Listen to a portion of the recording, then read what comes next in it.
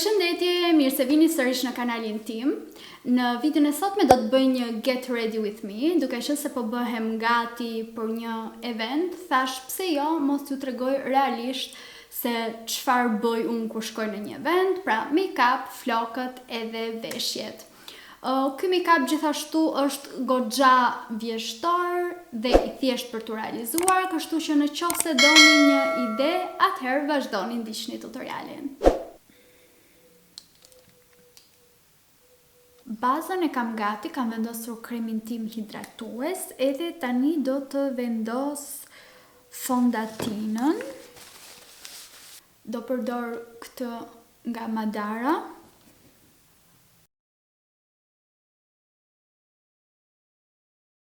Do e përhapja me furç, por furçën e kam të palar, kështu që do ta aplikoj me sfungjer. Po përdor këtë sponxhin e esencës që kam treguar edhe në një video, kam bërë komplet një review për këtë sponxhin, do t'ju vendos diku këtu nëse dëshironi ta shikoni.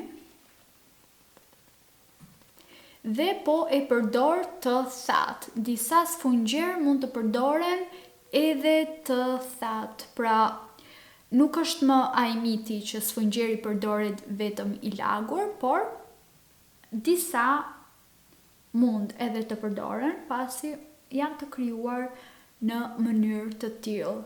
Ky shoqër zotit është një nga ata, sepse nëse edhe ju jeni si unë që përtoni të shkoni ta lagni gjithmonë, kjo është një gjë shumë e mirë. Ja, pra siç e shikoni, e përhapi shumë mirë fondatinën edhe i thatë dhe gjithashtu kur është i thatë të jep mbulim më të plotë sfungjeri. Një trik i vogël. E tani do përdor këtë concealerin nga Debi.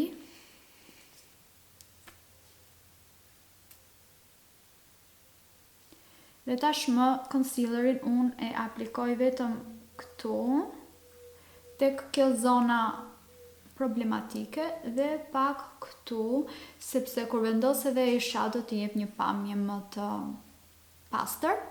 Dhe sigurisht për të ndriçuar pak këtu në mes të vetullave. Gjithashtu dhe për hapjen e concealerit do mundohem ta përqendroj tek vendet ku e aplikova, sepse nëse vendosim edhe këtu poshtë, na evidentojmë më tepër rrudhat poshtë syve. Çdo concealer e bën këtë, nuk kemi shpëtim. Dhe çfarë mbetet në furç, atëherë e kalojmë këtu poshtë. Thjesht sa për tu lidhur këto të dyja.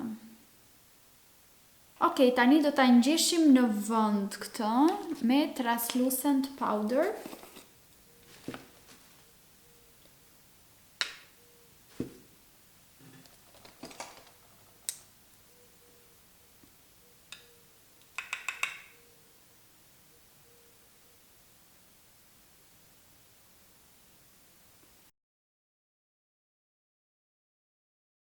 Kam filluar që t'i bëj skip edhe bronzerit, po më pëlqen pamja e një fytyre sa më natyrale dhe sa më të lehtë të mundshme, kështu që do kalojmë direkt tek blushi. Do përdor këtë nga Debi në nuancën 02 Doll. Dhe gjithashtu një teknik e re për të aplikuar blushin, keni pak kujdes me këtë se është shumë i pigmentuar, është që tani kam filluar të aplikoj blushin tek vendi ku aplikoja highlighterin. Pra tek kjo kocka e mollzës këtu, në këtë formë, dhe mendoj se duket më bukur dhe mollzat duken më të ngritura. Pra këtu.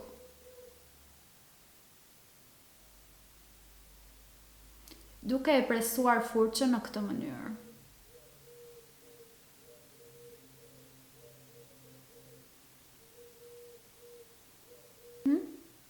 E shikoni si duket mollza më e ngritur.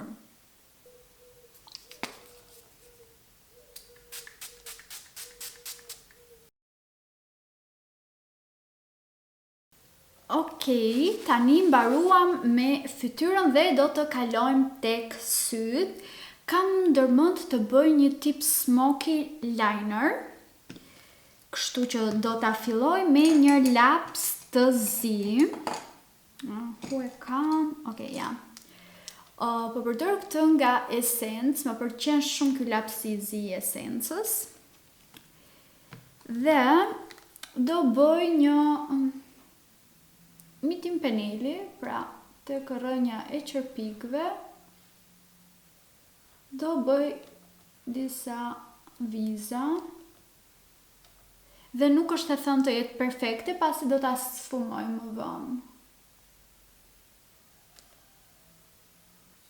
Okej.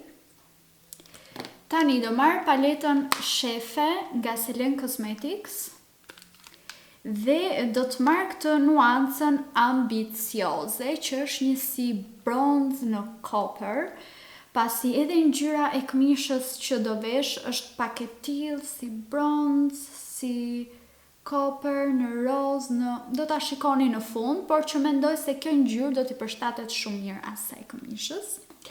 Dhe do t'i bëj meçi. Kështu që tani do marr një furç.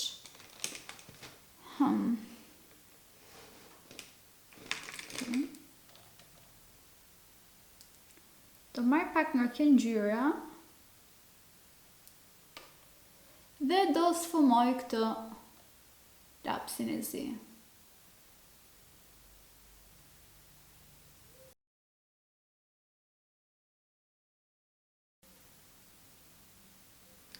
Me një furç të vogël sfumuese e sfumojmë pak këtu, që mos të duket shumë precize si penel, po të duket pak si e sfumuar. Ndërsa pjesën e bishtit e mbajmë pak më precize.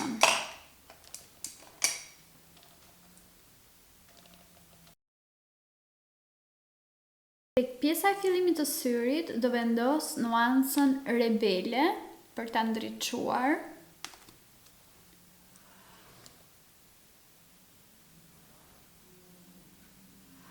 Tani do të vendos qerpikët falso, kam zgjedhur stilin Fairy nga Regana Beauty Shop, të cilët i kam prerë sa treqereku i syrit për t'i vendosur kështu.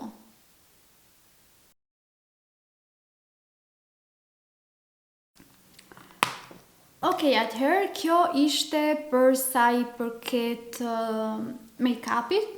Buzët do t'i luaj më vonë dhe do t'ju tregoj më vonë, ndërkohë tani do merrem pak me flokët. Siç e shikoni janë ende të lagura, po i lija që të thaheshin pak vetë siç lë zakonisht, por do t'i fus pak një tharse sepse qartësisht nuk kemi kohë t'i presim. Edhe pastaj do bëj një stilim super të thjeshtë dhe do t'ju tregoj.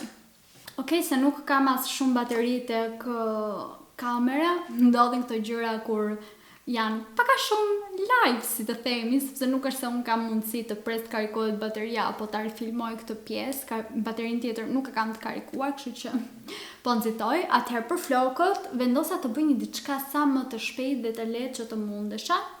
Nuk mundem t'i shtri plotësisht, sepse eventi është në Bregdet, është në Grwm, kështu që do më prisheshin gjithsesi. Unë kam atë lloj floku që kur jam në Bregdet, për shembull, në lagështirë nuk më mban. Gjithashtu nuk kisha as shumë kohë për t'i bërë ato ondet e bukura, kështu që mendova të bëj një diçka të mesme.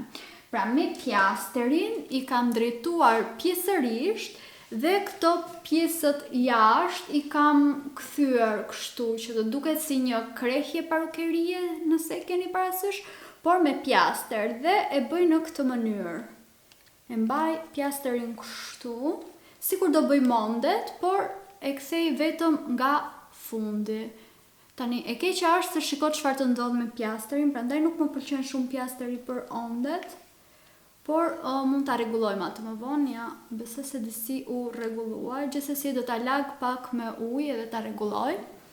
Dhe ja, domethënë kap vetëm fundet e flokëve dhe vetëm këto i përdredh pak nga jashtë për të krijuar atë pamjen e krehjes kështu nga jashtë. Edhe duke qenë se nga lagështira do më bëhen edhe pak vetë këto kështu si me onde, besoj se do kamuflohen mirë me njëra tjetrën. Kjo pra është ideja e flokëve. Tani, për buzët do përdor lapsin e morfit Sweet Tea.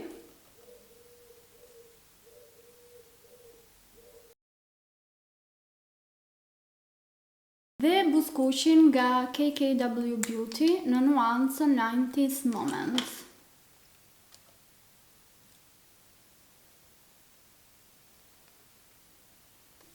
Ky është looku final për sa i përket make-upit edhe flokëve.